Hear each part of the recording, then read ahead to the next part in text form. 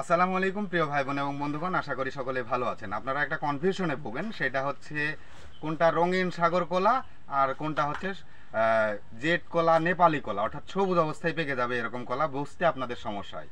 তো এটার আমি একটু পার্থক্যটা আপনাদের দেখাতে চাচ্ছিলাম। এটা হচ্ছে রঙিন সাগর কলা।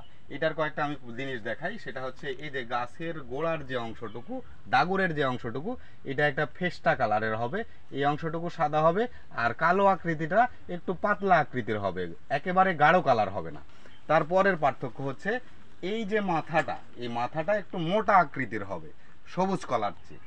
তারপরের যেটা দেখলে আপনারা চিনতে পারবেন সেটা হচ্ছে এই যে পাতাটা দেখতে পাচ্ছেন, এর পাতাটা হচ্ছে পুরাটা একটা ফেস্টা কালার হবে। আর পাশে আমার আছে হচ্ছে একটা জেট নেপালি বা সবুজ কালারের কলা। তো এই কলাটা কেমন হবে প্রথমে বলে নিই। যে গোড়ার যে ডাগুরের অংশটুকু, এই অংশটুকু অতিরিক্ত আপনার হবে, কালো হবে। তারপরের যে পার্থক্যটা, এটার মুখটা অতিরিক্ত সুচালো হবে এই রঙিন সাগর কলার চাইতে, এটার মুখটা সুচালো হবে।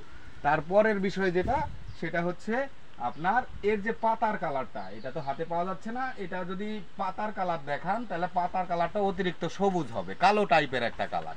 এটা হচ্ছে নেপালি জেড কালার।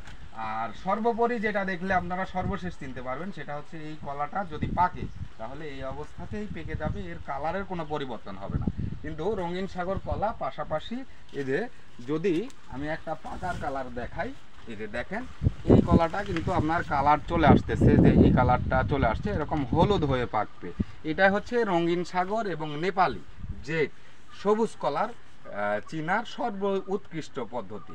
এই ছাড়া অন্য কোনো পদ্ধতি তেমনভাবে চেনা যায় না চারা অবস্থায়। আপনারা গাছ বড় হতে থাকলে এটা চিনতে পারবেন, এই হচ্ছে বিষয়।